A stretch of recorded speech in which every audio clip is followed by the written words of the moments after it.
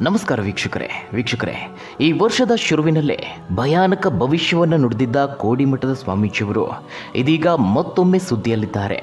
ದೇಶದ ಭವಿಷ್ಯದ ಬಗ್ಗೆ, ರಾಜಕಾರಣ ಸೇರಿದಂತೆ ಹಲವು ವಿಚಾರದ ಬಗ್ಗೆ ಕೋಡಿಮಠದ ಸ್ವಾಮೀಜಿಯವರು ಮಾತನಾಡಿದ್ದಾರೆ.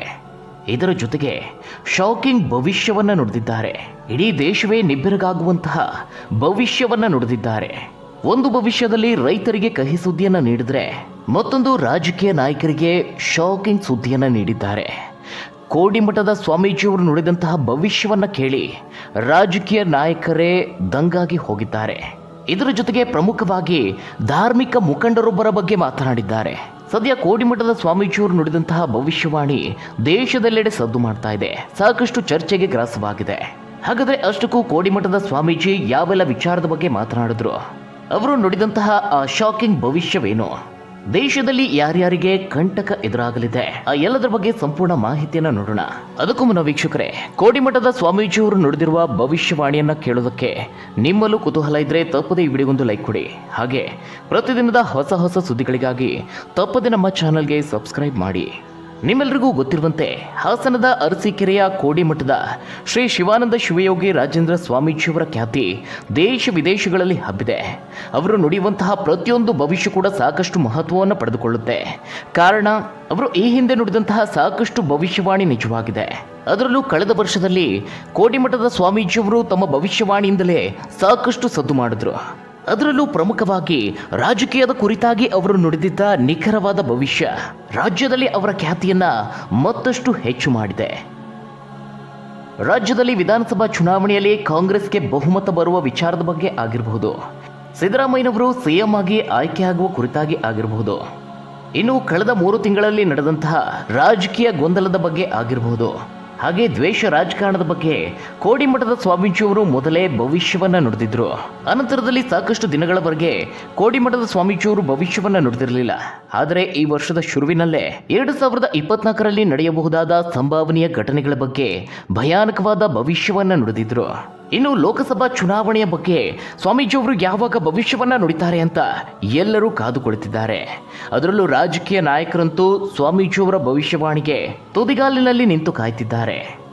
ಸದ್ಯ ಕೋಡಿಮಠದ ಸ್ವಾಮೀಜಿಯವರು ಈ ವರ್ಷದಲ್ಲಿ 2ನೇ ಬಾರಿಗೆ ಮಾಧ್ಯಮದ ಮುಂದೆ ಬಂದಿದ್ದಾರೆ. ಮತ್ತೊಮ್ಮೆ ಭಯಾನಕವಾದ ಭವಿಷ್ಯವನ್ನ ನುಡಿದಿದ್ದಾರೆ. ದೇಶದ ಭವಿಷ್ಯ, ರಾಜಕಾರಣ ಸೇರಿದಂತೆ ಮುಂದಾಗಲಿರುವ ವಿಷಯಗಳ ಕುರಿತಾಗಿ ಭವಿಷ್ಯ ನುಡಿದಿರುವ ಅವರು ಪ್ರಮುಖವಾಗಿ ರಾಜಕಾರಣಿಗಳಿಗೆ ಶಾಕಿಂಗ್ ಸುದ್ದಿಯನ್ನ ನೀಡಿದ್ದಾರೆ.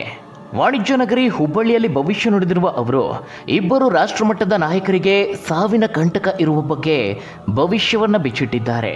ಸದ್ಯ ಇದೇ ಭವಿಷ್ಯ ರಾಜಕೀಯದಲ್ಲಿ ಭಾರಿ ಸಂಚಲನಕ್ಕೆ ಕಾರಣವಾಗಿದೆ.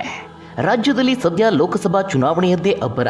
ಈ ಸಂದರ್ಭದಲ್ಲಿ ಸ್ವಾಮೀಜಿಯವರು ನುಡಿದಿರುವ ಭವಿಷ್ಯ ಸಾಕಷ್ಟು ಮಹತ್ವವನ್ನು ಪಡೆದುಕೊಂಡಿದೆ. ಈಗಾಗಲೇ ರಾಷ್ಟ್ರೀಯ ಪಕ್ಷಗಳಲ್ಲಿ ಪಕ್ಷದ ಒಳಗೊಳಗೆ ಸಾಕಷ್ಟು ಭಿನ್ನಾಭಿಪ್ರಾಯ ಇದೆ. ರಾಷ್ಟ್ರೀಯ ಪಕ್ಷಗಳಲ್ಲಿ ನಾಯಕತ್ವದ ಕೊರತೆ ಇದೆ. ಹೀಗಿರುವಾಗಲೇ ರಾಷ್ಟ್ರಮಟ್ಟದ ಇಬ್ಬರು ನಾಯಕರ ಜೀವಕ್ಕೆ ಗಂಡಾಂತರ ಇದೆ ಅಂತ ಸ್ವಾಮೀಜಿಯವರು ಹೇಳಿರೋದು ಸಾಕಷ್ಟು ಆತಂಕಕ್ಕೆ ಕಾರಣವಾಗಿದೆ. ಇದರ ಜೊತೆಗೆ ಸ್ವಾಮೀಜಿಯವರು ಮತ್ತೊಂದು ಶಾಕಿಂಗ್ ವಿಚಾರವನ್ನ ಬಿಚ್ಚಿಟ್ಟಿದ್ದಾರೆ. ಓರ್ವ ಧಾರ್ಮಿಕ ಪ್ರಮುಖನಿಗೆ, ಧಾರ್ಮಿಕ ಮುಖಂಡನಿಗೆ ಸಾವು ಉಂಟಾಗಲಿದೆ ಅಂತ, ದೇಶದಲ್ಲಿ ಮುಂದಿನ ದಿನಗಳಲ್ಲಿ ಸಂಭವಿಸುವ ಸಾವಿನ ಕುರಿತಾಗಿ ಭಯಾನಕ ಭವಿಷ್ಯವನ್ನು ನುಡಿದಿದ್ದಾರೆ. ಇದು ರಾಜಕೀಯಕ್ಕೂ ಸಂಬಂಧಿಸಿದ್ದು ಅಂತ ಮೇಲ್ನೋಟಕ್ಕೆ ಗೊತ್ತಾಗಿದೆ. ಧಾರ್ಮಿಕ ಮುಖ್ಯಸ್ಥರು ಆಗಿರುವಂತಹ ಸನ್ಯಾಸಿಯೊಬ್ಬರ ಜೀವಕ್ಕೆ ಆಪತ್ತು ಎದುರಾಗಲಿದೆ ಅನ್ನುವ ಮೂಲಕವಾಗಿ ಒಟ್ಟಾರೆಯಾಗಿ 3 ಸಾವಿನ ಕಂಟಕ ಇರುವ ಬಗ್ಗೆ ಭವಿಷ್ಯವನ್ನು ನುಡಿದಿದ್ದಾರೆ. ಇದರ ಜೊತೆಗೆ ವಿದೇಶಗಳಲ್ಲಿ ಆಗುವಂತಹ ಕೆಲ ಬೆಳವಣಿಗೆಗಳಿಂದ ಭಾರತಕ್ಕೂ ಯುದ್ಧ ಭೀತಿ ಎದುರಾಗಲಿದೆ ಎಂದಿದ್ದಾರೆ. ದೇಶದಲ್ಲಿ ಯುದ್ಧ ಭೀತಿ ಇದ್ದು ಅಣುಬಾಂಬ್ ಬೀಳುವಂತಹ ಸಾಧ್ಯತೆ ಇದೆ.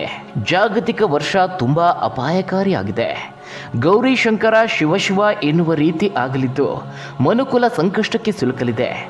ಮುಂಬರಲಿರುವ ದಿನಗಳು ಕಷ್ಟಕರವಾಗಿದೆ ಅಂತ ಅವರು ಹೇಳಿಕೆಯನ್ನು ನೀಡಿದ್ದಾರೆ. 2024 ವರ್ಷ ಬಹಳ ತೊಂದರೆಯಿಂದ ಕೂಡಿದ ಕಾಲವಾಗಲಿದೆ. ಕಾಲಕ್ಕೆ ಮಳೆ ಬೆಳೆ ಬರೋದಿಲ್ಲ, ಅಕಾಲಿಕ ಮಳೆ ಬರುತ್ತೆ. ಇದರಿಂದ ಜನರಿಗೆ ತೊಂದರೆ ಆಗಲಿದೆ.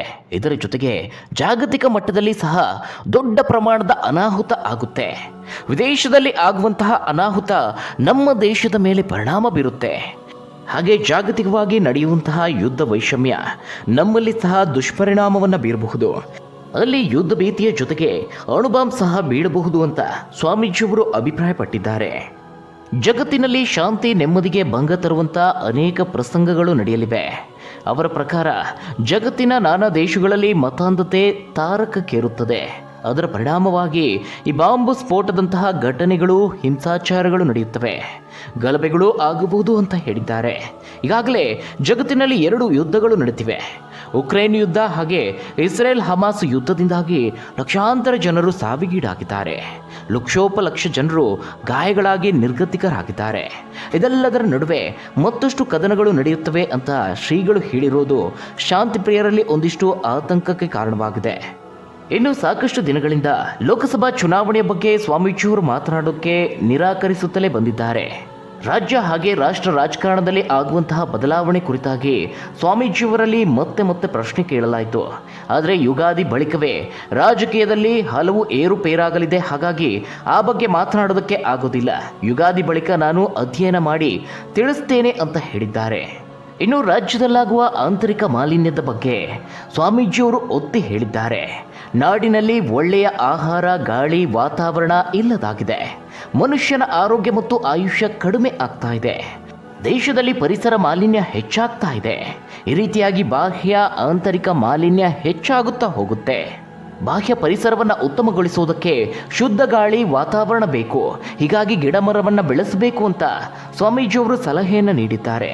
ಇನ್ನು ಆಂತರಿಕ ನೆಮ್ಮದಿ ಸಹ ಇಲ್ಲದಂತಾಗಿದೆ. ಮನುಷ್ಯನ ನಾನಾ ದುಶ್ಚಟಕ್ಕೆ ಒಳಗಾಗ್ತಾ ಇದ್ದಾನೆ. ಹೀಗಾಗಿ ಮನುಷ್ಯ ಅರಿತು ನಡೆಯಬೇಕು ಅಂತ ಸ್ವಾಮೀಜಿಯವರು ಕಳವಳ ವ್ಯಕ್ತಪಡಿಸಿದ್ದಾರೆ. ಇನ್ನು ಪ್ರಾಕೃತಿಕ ವಿಕೋಪದ ಬಗ್ಗೆಯೂ ಸ್ವಾಮೀಜಿಯವರು ಮಾತನಾಡಿದ್ದಾರೆ. ಜಗತ್ತಿನ ನಾನಾ ಭಾಗಗಳಲ್ಲಿ ಪ್ರಾಕೃತಿಕ ವಿಕೋಪಗಳು ನಡೆಯುತ್ತದೆ ಅಂತ ಶ್ರೀಗಳು ಭವಿಷ್ಯವನ್ನು ನುಡಿದಿದ್ದಾರೆ. ಅಲ್ಲಲ್ಲಿ ಅತಿವೃಷ್ಟಿ, ಅನಾವೃಷ್ಟಿ, ಭೂಕಂಪ ಇತ್ಯಾದಿಗಳು ಸಂಭವಿಸುತ್ತೆ. ಯುಗಾದಿ ಹಬ್ಬದ ನಂತರ ಹೊಸದಾಗಿ ಭವಿಷ್ಯವನ್ನು ಹೇಳಬಹುದು. ಆಗ ಕಾಲ ಹಾಗೆ ನಕ್ಷತ್ರಗಳು ಬದಲಾಗಿರುತ್ತದೆ. ಆಗ ಮತ್ತಷ್ಟು ನಿಖರತೆ ಸಿಗುತ್ತದೆ ಅಂತ ಸ್ವಾಮೀಜಿ ಹೇಳಿದ್ದಾರೆ. ಇನ್ನು ಮಳೆ ಬೆಳೆಯ ಬಗ್ಗೆ ಮಾತನಾಡಿರುವ ಅವರು, ಯುಗಾದಿಯ ನಂತರದಲ್ಲಿ ನಿಸರ್ಗದ ಅನೇಕ ವಲಯಗಳಲ್ಲಿ ಬದಲಾವಣೆ ಆಗಲಿದೆ. ಮೋಡಗಳು ಕವಿಯುತ್ತದೆ, ಆಕಾಶ ಮಳೆ ಸುರಿಸುತ್ತೆ, ಭೂಮಿಯು ಉತ್ತಮ ಬೆಳೆಯನ್ನು ನೀಡುತ್ತೆ. ರೈತರು ಬೆಳೆದ ಬೆಳೆಗಳಿಗೆ ಹಾಕಿದ ಬಂಡವಾಳಕ್ಕೆ ಮೋಸವಿಲ್ಲದಂತಾಗುತ್ತದೆ ಅಂತ ಹೇಳಿದ್ದಾರೆ. ಇನ್ನು ನಮ್ಮ ರಾಜ್ಯಕ್ಕೆ ಸಂಬಂಧಿಸಿದಂತೆ ನಾಡಿನಲ್ಲಿ ಮುಂಬರುವ ದಿನಗಳಲ್ಲಿ ಅಕಾಲಿಕ ಮಳೆಯಿಂದ ಬೆಳೆ ಪ್ರಾಣ ಹಾನಿ ಆಗುವ ಸಾಧ್ಯತೆ ಹೆಚ್ಚಾಗಿದೆ ಎಂದಿದ್ದಾರೆ.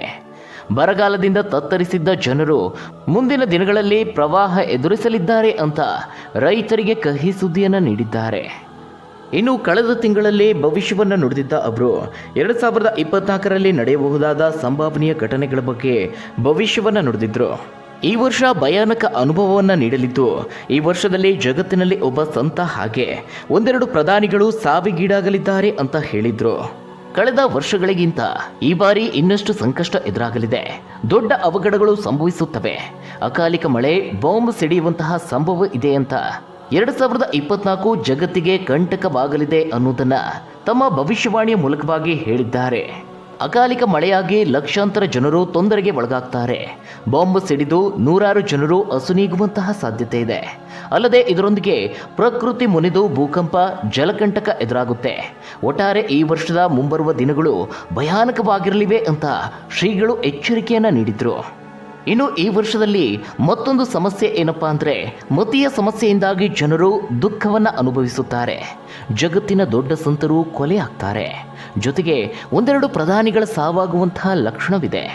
ದೇಶದಲ್ಲಿ ಅಸ್ಥಿರತೆ, ಯುದ್ಧ ಭೀತಿ, ಅಣುಬಾಂಬು ಸ್ಫೋಟಗೊಳ್ಳುವಂತಹ ಸಾಧ್ಯತೆಗಳಿವೆ.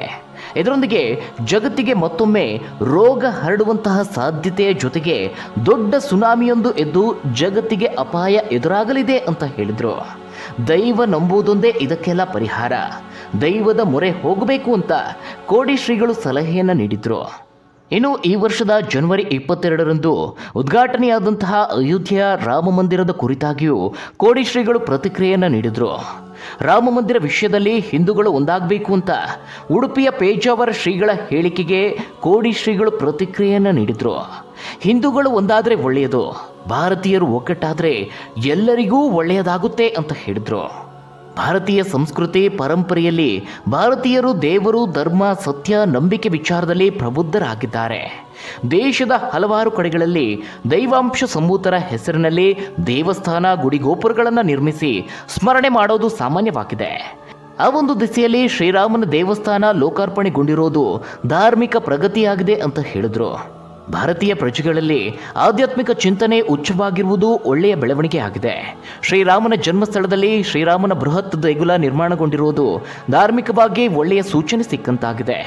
ರಾಜಕೀಯದಲ್ಲಿ ಧಾರ್ಮಿಕತೆಯನ್ನು ಬೆರೆಸುವುದು ಸೂಕ್ತ ಅಲ್ಲ ಅಂತ ಸ್ವಾಮೀಜಿಯವರು ಸಲಹೆಯನ್ನು ನೀಡಿದರು.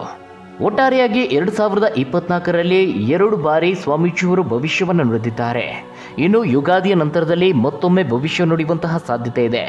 ಜೊತೆಗೆ ಲೋಕಸಭಾ ಚುನಾವಣೆಯ ಬಗ್ಗೆ ಸಾಕಷ್ಟು ನಿರೀಕ್ಷೆ ಇದೆ. ಈ ಬಾರಿ ಚುನಾವಣೆ ತೀವ್ರ ಕುತೂಹಲ ಕೆರಳಿಸಿರುವುದರಿಂದ ಕೋಡಿಮಠದ ಶಿವಾನಂದ ಶಿವಯೋಗಿ ಸ್ವಾಮೀಜಿಗಳು ಲೋಕಸಭಾ ಚುನಾವಣೆಯ ಫಲಿತಾಂಶದ ಬಗ್ಗೆ ಯಾವ ರೀತಿಯ ಭವಿಷ್ಯವನ್ನು ನುಡಿತಾರೆ ಅನ್ನೋದು ಕೂಡ ಸಾಕಷ್ಟು ಕುತೂಹಲ ಮೂಡಿಸಿದೆ. ಹೀಗಾಗಿ ಸದ್ಯದ ಮಟ್ಟಿಗೆ ಕೋಡಿಮಠದ ಸ್ವಾಮೀಜಿಯವರ ಮತ್ತೊಂದು ಭವಿಷ್ಯವಾಣಿಗಾಗಿ ಎಲ್ಲರೂ ಎದುರು ನೋಡ್ತಿದ್ದಾರೆ. ಹಾಗಾದರೆ ಈ ಒಂದು ಭವಿಷ್ಯದ ಬಗ್ಗೆ ನೀವೇನಂತೀರಾ? ನಿಮ್ಮ ಅನಿಸಿಕೆ ಅಭಿಪ್ರಾಯವನ್ನ ಕಮೆಂಟ್ ಮೂಲಕ ತಿಳಿಸಿ.